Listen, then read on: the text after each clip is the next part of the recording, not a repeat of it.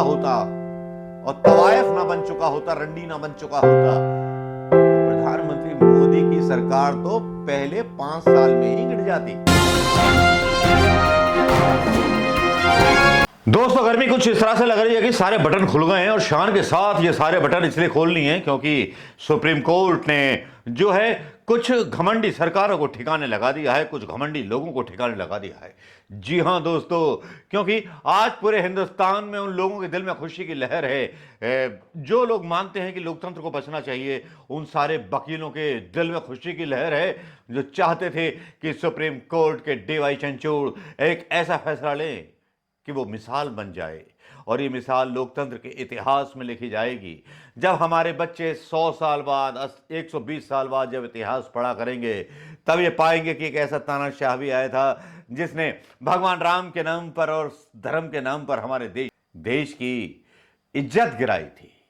बड़े बड़े विज्ञापन दिए जाते हैं आजकल, तो बड़े बड़े विज्ञापन दिए जाते हैं कि मोदी जी ने ही सब कुछ कराया, रोजगार दिलाए, सब कुछ दिलाया, ये ब्ला ब्ला ब्ला ब्ला ब्ला जो भी चलाया जाता है वो झूठ चलाया जाता है। लेकिन एसबीआई को उसकी औकात याद दिला दी सुप्रीम कोर्ट ने, और सुप्रीम कोर्ट ने जैसा कि कल ऑर्डर दिया था कि भाई ये सारे नाम पहुंच जाने चाहिए निर्वाचन आयोग पर, और निर्वाचन आयोग क्या करेगा, नामों को पब्लिश करेगा 15 तारीख तक, मतलब एक दिन कल बीच में है। लेकिन आज लोग कुछ थोड़े से उत्साहित हो रहे थे कि सुप्रीम कोर्ट में नाम आ जाएंगे तो नामों को खुलासा होगा, कुछ पत्रकार निकाल के लेके आएंगे। लेकिन मीडिया में इस खबर को दबाने के लिए अमित शाह ने इंतजाम कर रखा था कि सीएए का कानून ले आए, जबकि सीएए कानून तो पहले ही हो चुका था, लेकिन इसका कोई मतलब नहीं है। ये विदेशी नागरिकों को, पाकिस्तानी नागरिकों को, बांग्लादेशी नागरिकों को नागरिकता देने का अभियान भरे है, बस किसी की नागरिकता नहीं जाएगी। लेकिन होता क्या है कि खुले शोर से छोड़े जाते हैं। लेकिन हमारे जो मुसलमान भाई हैं वो भी गुस्से में आ जाते हैं, भाई क्या हो गया, लाने दो ना सीए, तुम्हारे वोट का अधिकार कौन छीन लेगा, तुम्हें कौन निकाल देगा इस देश। किसी को दोहरी नागरिकता लेने का कोई मतलब नहीं है। सीए कानून का मतलब जो है मीडिया ने कुछ इस तरह से पढ़ाया कि उसको हिंदू मुस्लिम से जोड़ दिया। अब आप भी थोड़ा सा चौंक गए, सीए के बारे में आया, आप एसबीआई के ऊपर जो फैसला आया, इलेक्टोरल बॉन्ड के बारे में जो फैसला आया उसके बारे में भूल गए। लेकिन यार ऐसे थोड़ी होता है, जोश के साथ थोड़ा सा होश भी रहना चाहिए, क्योंकि शाहीन बाग के सीए पर जो आंदोलन था उसको बदनाम करने के लिए क्या क्या नहीं किया इन लोगों ने, है ना। किस तरह से मीडिया की लाइनें मैनेज की गई, किस तरह से क्या क्या ना किया। तेरे प्यार में सत्ता प्रधानमंत्री मोदी जी ने क्या क्या ना किया और क्या क्या कर रहे। लेकिन असली बात तो यह है कि जब चुनाव कमीशन के बोर्ड पर जब लिखे होंगे नाम उन लोगों के जिनको सरकार ने फायदा दिया, जैसे कि मसलन कि एक खबर चल रही है, अंदर खाने के 52,000 करोड़ रुपए का सीधा सीधा लाभ अंबानी को करा दिया।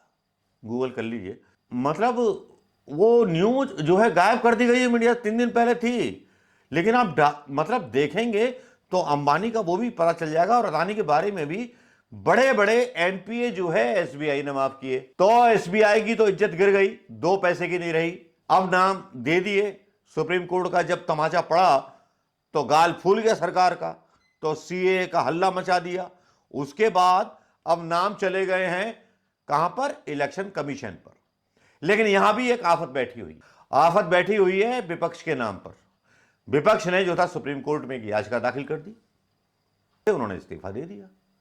द हिंदू में यह खबर छपी कि वो एकदम ठीक ठाक थे, उन्होंने अपने स्वास्थ्य संबंधी चीजों का हवाला देते हुए अपना इस्तीफा दिया, लेकिन वो तो बिल्कुल ठीक ठाक थे। हिंदू में रिपोर्ट आई है बाकायदा। तो मुझे समझ में नहीं आ रहा, विचारों का जबरदस्ती ले लिया गया इस्तीफा। क्यों ले लिया गया? क्योंकि वो महाराष्ट्र पहुंच गए थे और बंगाल भी चले गए थे। बंगाल में गए थे, वहां इलेक्शन की डेट्स वगैरह कर रहे थे।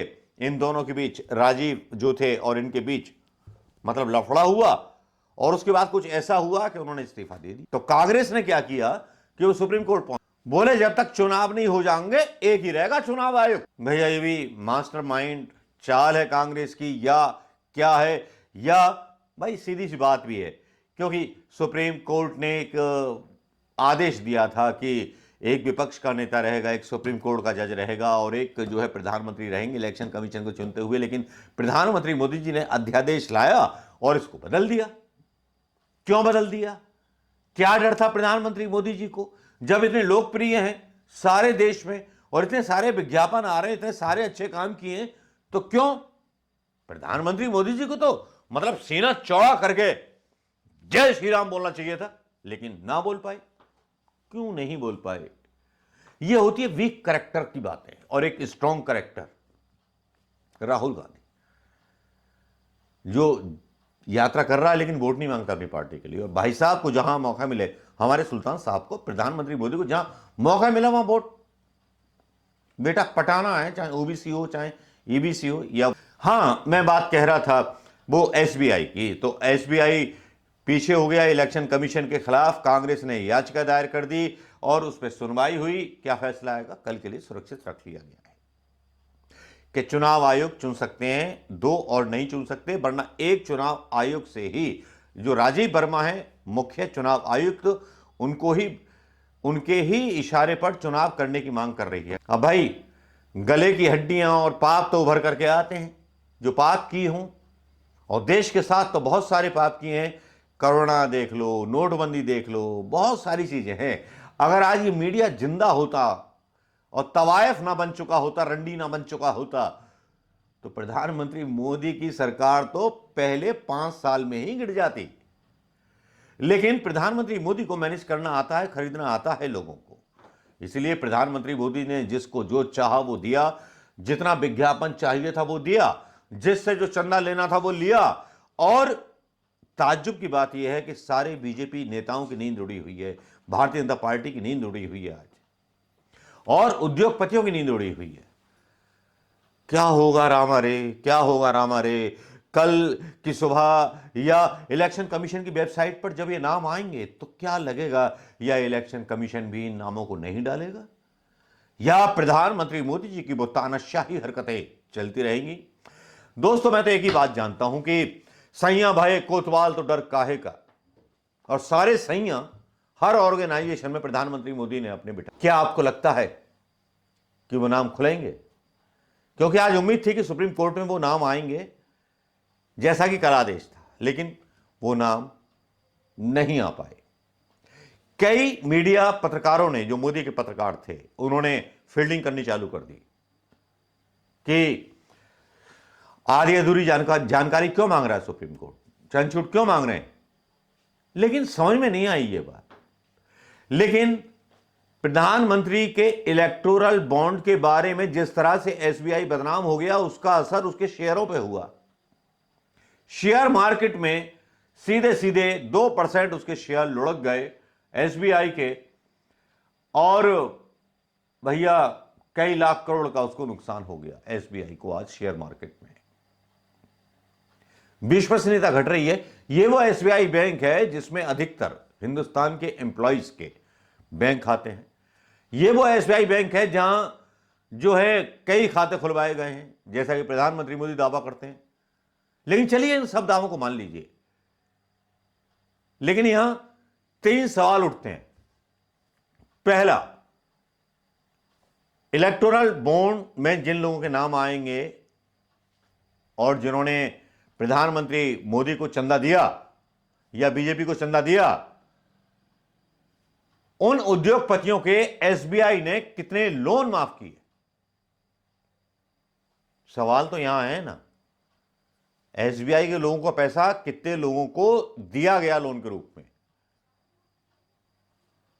और यही बात खटक रही है, क्या एसबीआई धारकों का पैसा सुरक्षित है?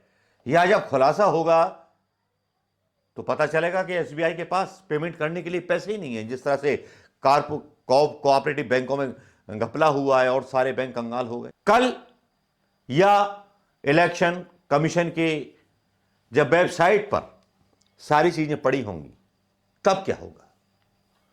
सोचिए। और कांग्रेस का वो पक्ष जिसमें उसने बोला कि इलेक्शन कमीशन वही रहेगा, यह भी सोचिए। क्या कांग्रेस की मांग इस टाइम पर सही थी या गलत थी, या इलेक्टोरल बॉन्ड पर जानकारी पहले ही जाहिर कर देनी चाहिए थी, नहीं जाहिर करनी चाहिए थी। राम मंदिर में भी घपला हुआ, कोरोना टाइम पे घपला हुआ, पीएम केयर फंड का कोई हिसाब नहीं दिया जाता। तो झोल झाल तो हैं प्रधानमंत्री मोदी जी, बच नहीं सकते आप अपनी जिम्मेवारियों से, जवाब तो देना पड़ेगा। अब चाहे आप मोदी परिवार बोलो तो मोदी परिवार के ही लोग आपसे सवाल पूछ रहे हैं, प्रधानमंत्री मोदी जी कब दोगे हिसाब, कब बताओगे जनता को सच, झूठ बोलना कब छोड़ोगे। नमस्कार, जय हिंद दोस्तों।